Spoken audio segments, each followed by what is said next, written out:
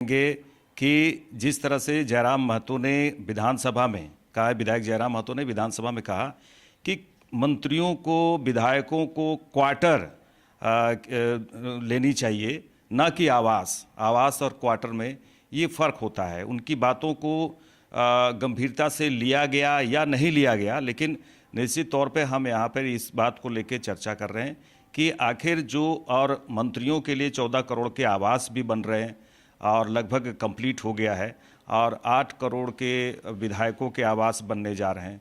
तो हमारे साथ सहयोगी रत्नेश है, जिनसे हम बातचीत करेंगे कि रत्नेश, जहाँ तक अगर जयराम महतो ने एक सुझाव दिया है, एक तरह से सुझाव है कि मंत्रियों को या विधायकों को क्वार्टर में रहना चाहिए, जिस तरह से सरकारी स्टाफ क्वार्टर में रहते हैं, क्यों इतना तामझाम और 14 करोड़ के आवास और उसमें अत्याधुनिक सुविधाएं जैसे लैस आवास की क्या ज़रूरत है, जबकि झारखंड तो एक गरीब प्रदेश कहलाता है।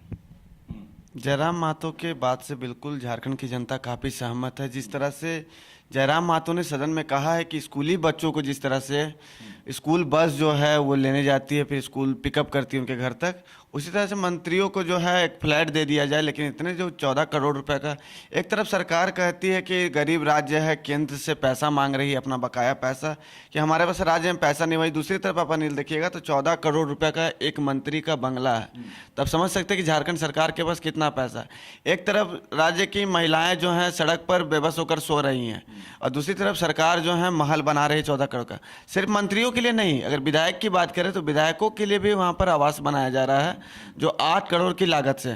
तो जयराम महतो निश्चित तौर पर सही बात कहें कि मंत्रियों को बंगला ना देके फ्लैट दे दिया जाए, मंत्री अगर बनते हैं। या आप देखे होंगे अनिल कि कोई भी विधायक के पास पहले फॉर्चूनर नहीं रहता है, लेकिन जैसे वो विधायक बनते हैं तो उनके पास फॉर्चूनर आ जाता है। जयराम महतो भी लगातार ये कहें सदन में कि हम अगर सदन में आते हैं तो हम आज भी दूसरे के दिया हुआ गाड़ी जो स्कॉर्पियो हो उससे हम सदन पे पहुंचते हैं। लेकिन तमाम जो 80 विधायक हैं उनके पास कुछ नहीं रहता है, लेकिन जैसे वो विधायक बनते हैं उनके पास सारे चीज़ों का फैसिलिटी आ जाता है।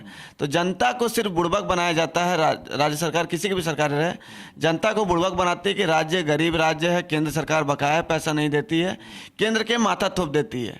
लेकिन ये नहीं देख रही है कि अगर पैसा नहीं है तो हम इतने करोड़ों का घर कहाँ से बना रहे हैं। रत्नेश, हम चर्चा करेंगे, लेकिन उससे पहले विधायक जयराम महतो ने, डुमरी से विधायक हैं जयराम महतो, सदन के बाहर क्या कुछ कहे हैं इस मुद्दे को लेकर कि क्वार्टर, मंत्री और विधायक क्वार्टर लें, ना कि आवास लें। उस मुद्दे को भी लेंगे। और आप जो जैसा कहे कि स्कूल बच्चे जिस तरह से बस से स्कूल जाते हैं और उसके बाद घर आते हैं, उसी तरह क्यों ना मंत्री विधायक भी बसों का सहारा लेकर, ट्रेनों का सहारा लेकर वो विधानसभा जिस समय सत्र चलता है वो आए। जरा हम जयराम महतो के वो बयान भी सुनते हैं। जी। महिमा मंडन कर रहे हैं जैसे उन्होंने अपने अमृत पर वरदान दे दिया हो। तो वही हमने कहा, अगर ये सच में सम्मान है तो एक काम कीजिए, जितने भी माननीय चुन के आए हैं काशी के काशी, आप घर से अपने निजी ट्रेन प्लेटफॉर्म में बैठे, ट्रेन में बैठकर यहाँ आए और यहाँ आवास नहीं, क्वार्टर लीजिए। क्वार्टर जैसे नौकरी करने वाले क्वार्टर लेते हैं, सरकारी क्वार्टर, आवास और क्वार्टर में फर्क होता है। आप रांची में क्वार्टर लीजिए, जितने भी मंत्री विधायक हैं, और उसके बाद सुबह जितना का सत्र चलेगा सरकारी बस सुविधा, जैसे कॉलेज में बच्चों को, लड़कियों को मिलती है, उस बस की सुविधा विधायकों के घर जाए। विधायक अपने घर में रहेंगे, अपने दरवाजे में रहेंगे, बस जाएगी, उनको पिकअप करेगी और सत्र में लेके आएगी। 2500 रुपए को इतना महिमा मंडन कर रहे हैं जैसे उन्होंने अपने अमृत पर वरदान दे दिया हो। तो वही हमने कहा, अगर ये सच में सम्मान है तो एक काम कीजिए, जितने भी माननीय चुन के आए हैं काशी के काशी, आप घर से अपने निजी ट्रेन प्लेटफॉर्म में बैठे, ट्रेन में बैठकर यहाँ आए और यहाँ आवास नहीं, क्वार्टर लीजिए। क्वार्टर जैसे नौकरी करने वाले क्वार्टर लेते हैं, सरकारी क्वार्टर, आवास और क्वार्टर में फर्क होता है। आप रांची में क्वार्टर लीजिए, जितने भी मंत्री विधायक हैं, और उसके बाद सुबह जितना का सत्र चलेगा सरकारी बस सुविधा, जैसे कॉलेज में बच्चों को, लड़कियों को मिलती है, उस बस की सुविधा विधायकों के घर जाए। जयराम महतो जी के अगर कहा जाए सोच, विधायक जी का सोच, ये बिल्कुल अलग तरह का तो जरूर नजर आ रहा है। हो सकता है कि अगर इस तरह से झारखंड में कुछ इम्प्लीमेंट हो तो निश्चित तौर पे बेहतर होगा। और ये भी कहा जाता है कि झारखंड में 40% खनिज संपदा है, उसके बावजूद भी झारखंड गरीब है। नेता अक्सर मंचों से यही कहते हैं कि झारखंड गरीब राज्य है, केंद्र सरकार इसे देख नहीं रही है, और हमारे जो बकाया राशि हैं वो करोड़ों अरबों में है, वो पैसा केंद्र सरकार नहीं दे रही है। तो तमाम तरह की समस्याएं झारखंड में होती है, वो उनका अगर दे देते हैं तो निश्चित तौर पे झारखंड में और भी विकास होगा। लेकिन वहीं दूसरी तरफ ये तस्वीर देखिए, रत्नेश मंत्री जी हैं तो मंत्री जी के लिए आवास भी अत्याधुनिक सुविधाएं होनी चाहिए। इसको लेकर वहाँ पर ध्रुवा में जिस तरह से बनाया गया है, क्या बजट मंत्री के आवास का क्या बजट है, विधायक जी के आवास का क्या बजट होने जा रहा है, इस पर थोड़ा दर्शकों को जरूर बताइए। देखिए अनिल, ने आपको पहले ही अभी बताया कि गरीब राज्य झारखंड जरूर है, सबसे गरीब राज्य झारखंड माना जाता है और नेता अपने मंचों से भी ये कहते हैं। लेकिन गरीब राज्य किसके लिए है, ये समझने वाली बात है कि यहाँ के जो जनता है, यहाँ के जो स्थानीय हैं, उन लोगों के लिए गरीब राज्य है। और सिर्फ गरीब राज्य को बनाने में सबसे अगर अहम किसी की भूमिका रही है तो यहाँ के नेताओं की, यहाँ के राजनीतिक दल जो हैं उन लोगों की रही है। लगातार अगर अब मंत्री लोग तो अभी भी रह रहे हैं झारखंड में, ऐसा तो नहीं कि झारखंड में कोई पहली बार सरकारें बनी है 14 करोड़ रुपए का उन लोगों को मंत्री आवास दिया जाएगा, अभी भी रह रहे हैं मंत्री आवास, मुख्यमंत्री आवास है। क्या जरूरत है इतना पैसा खर्च करके मंत्रियों लोग के लिए आवास बनाना? मंत्री जहां पर रह रहे हैं वहां पर अच्छे से रह रहे हैं, सुरक्षा व्यवस्था भी उनकी अच्छी है, अच्छी फैसिलिटी उनको वहां पर भी दी जा रही है।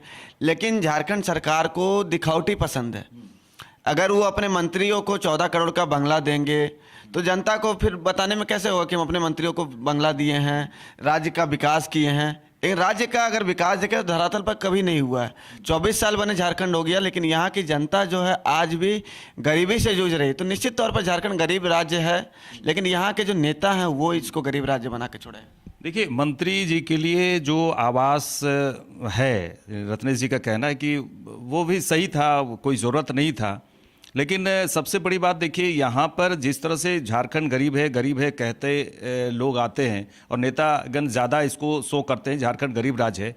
लेकिन कहीं से भी आप अगर मंत्री आवास जो बन रहे हैं 14 करोड़ से 1 और 12 करीब मंत्रियों के आवास बन रहे हैं रत्नेश, और उसमें अत्याधुनिक सुविधाएं और स्विमिंग पूल और सड़क और तमाम तरह की ऑटोमेटिक गेट उसमें रखे गए हैं और ऑटोमेटिक दरवाजे, मतलब अत्याधुनिक सुविधाएं वहाँ पे तमाम है। इन सब चीज़ों की क्या ज़रूरत थी और ये सब पूरी तरह से क्या लगता है कि वेस्टेज जो मनी, ये जो पैसे की बर्बादी, और उधर से केंद्र सरकार से पैसे मांग रहे हैं कि हमें पैसे वापस दीजिए,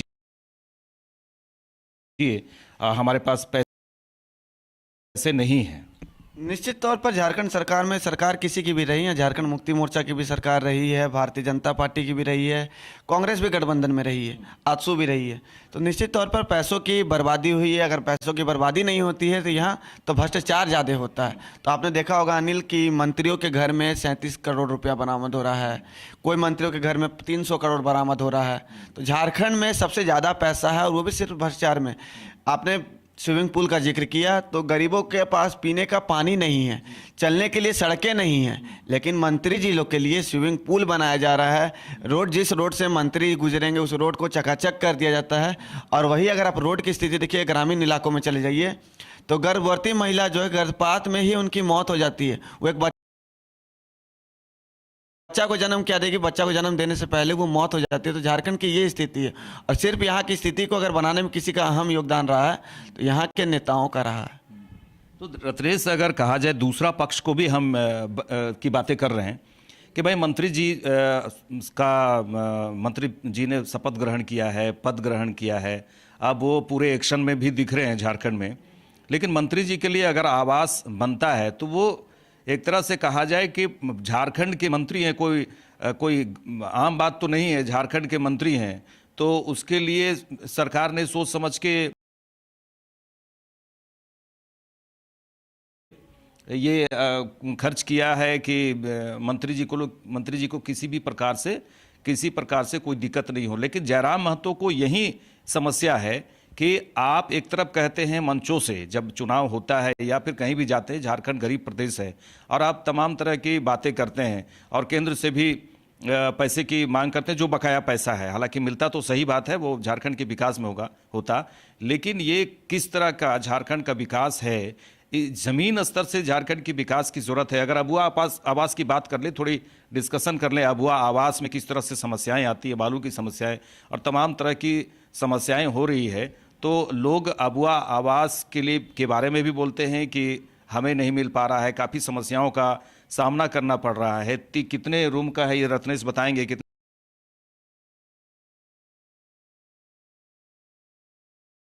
रूम का अबुआ आवास बनाया जाता है? और उधर देखिए कि मंत्री जी के लिए करोड़, एक मंत्री के लिए 14 करोड़ की लागत से आवास बन रहे हैं। तो अबुआ आवास के बारे में थोड़े रत्नेश से भी हम जिक्र करेंगे, क्योंकि महत्वपूर्ण योजना, झारखंड के महत्वपूर्ण योजना में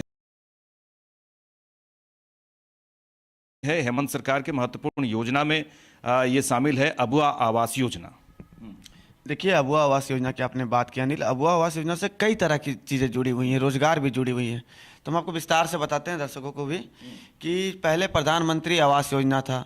प्रधानमंत्री आवास योजना अभी भी है, लेकिन राज्य सरकार कह रही है कि केंद्र सरकार जो है प्रधानमंत्री आवास योजना यहाँ की जनता को नहीं दे रही, दोहरी नीति अपना रही है। 2 रूम का प्रधानमंत्री आवास योजना हुआ करता क्या था, अभी भी हो रहा है झारखंड में, लेकिन इसका लाभ यहाँ की जनता को नहीं मिल रहा है। तो हेमंत सोरेन की जब 2019 में सरकार बनी थी, उसके बाद हेमंत सोरेन कहे कि हम यहाँ के महिलाओं को दिया जा रहा था, यहाँ के महिलाओं को, यहाँ के स्थानीयों को जो है अबुआ आवास योजना देंगे, अबुआ आवास योजना देंगे और साथ में बालू जो है वो मुफ्त देंगे। लेकिन ना अबुआ आवास योजना मिला। अबुआ आवास योजना कई लोगों का अनुशंसा भी कर दिया गया, पास भी कर दिया गया, लेकिन उसके बावजूद क्या किया गया, जो बालू बोला गया था कि हम मुफ्त देंगे, बालू मुफ्त तो छोड़िए अनिल, पैसों से भी मिलना यहाँ दुर्लभ हो गया। यहाँ जो बाहरी पूंजीपति जो हैं, उन लोग जो हैं बालू को खुद को डंप किए हुए हैं कुछ जगह।